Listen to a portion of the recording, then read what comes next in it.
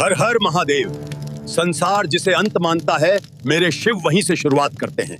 आज सुनो महाकाल के विवाह का रहस्य। ये वो विवाह है जिसने पूरे ब्रह्मांड की दिशा बदल दी थी।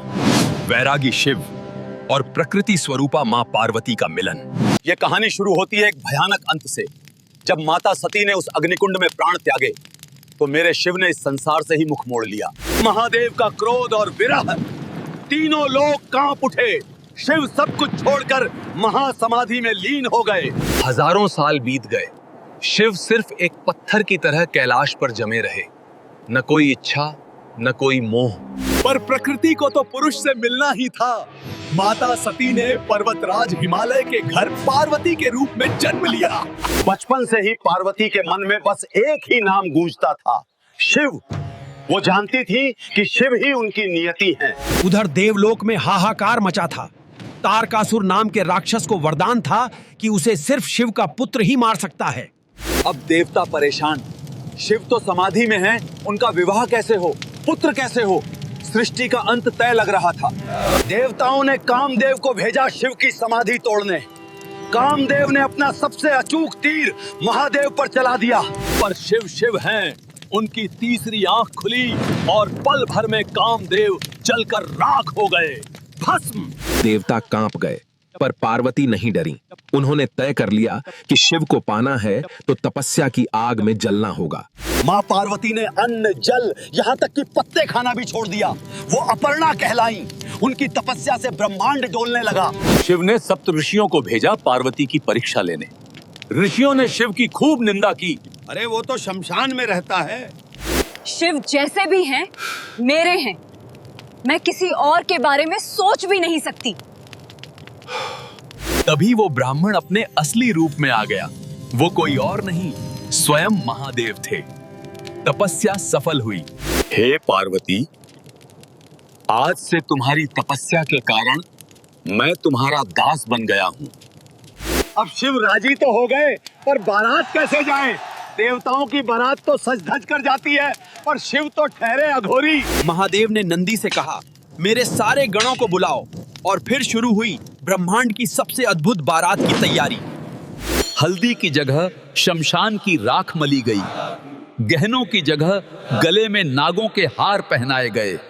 मुंडमाल गले में डाली गई। माथे पर चंद्रमा और जटाओं में गंगा। दूल्हा तैयार था। कोई रथ नहीं, कोई हाथी घोड़ा नहीं। तीनों लोगों का स्वामी एक बैल पर सवार होकर बारात लेकर चला। बाराती कौन? भूत, पिशाच, डाकनी, शाकिनी। कोई बिना सिर का तो किसी के कई सिर। एक तरफ सजे धजे देवता और दूसरी तरफ शिव की डरावनी टोली। ऐसी बारात न कभी देखी गई। बारात पहुंची राजा हिमालय के द्वार पर। स्वागत के लिए रानी मैना आरती की थाल लेकर खड़ी थी। रानी मैना ने जैसे ही शिव को देखा, शमशान की भस्म, लटकते सांप और खूंखार भूत, उनके तो प्राण ही सूख गए। थाली हाथ से छूट गई। रानी मैना चीख मारकर बेहोश हो गई। महल में खुशी की जगह हाहाकार मच गया। होश आने पर रानी मैना रोने लगी। मैं अपनी फूल सी बच्ची का विवाह इस शमशान वासी से कभी नहीं होने दूंगी। भगवान विष्णु और ब्रह्मा जी ने बहुत समझाया, महारानी ये स्वयं परमेश्वर हैं, पर माँ का दिल कहाँ मानता। तब माँ पार्वती ने शिव से विनती की, हे नाथ, मेरी माता डर गई हैं। कृपया आप एक सुंदर रूप धारण कर लें।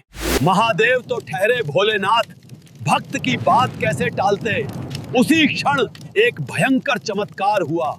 श्मशानवासी शिव बन गए चंद्रशेखर। ऐसा रूप जो करोड़ों सूर्य और करोड़ों कामदेवों से भी ज्यादा सुंदर था।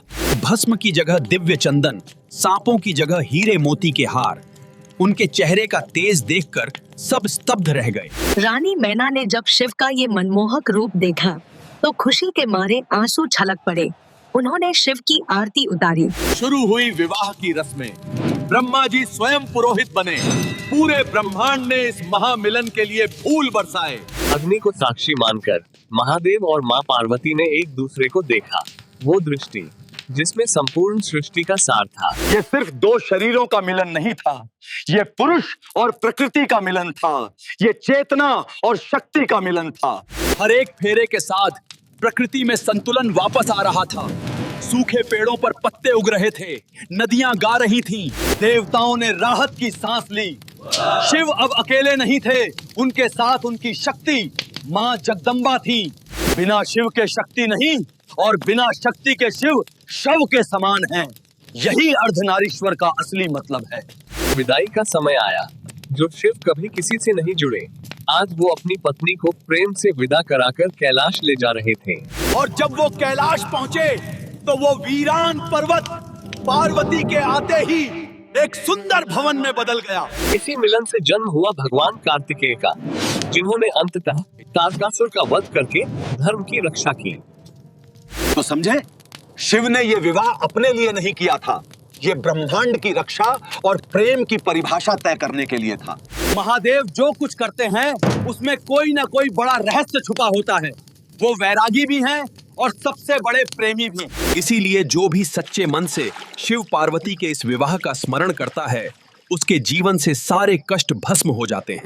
डमरू की गूंज में आज भी उनका प्रेम जिंदा है। वो आज भी कैलाश पर बैठकर पूरी सृष्टि को चला रहे हैं। तो मेरे साथ कहो, उस महाकाल की जय, उस माता भवानी की जय। हर हर महादेव। ओम नमः शिवाय।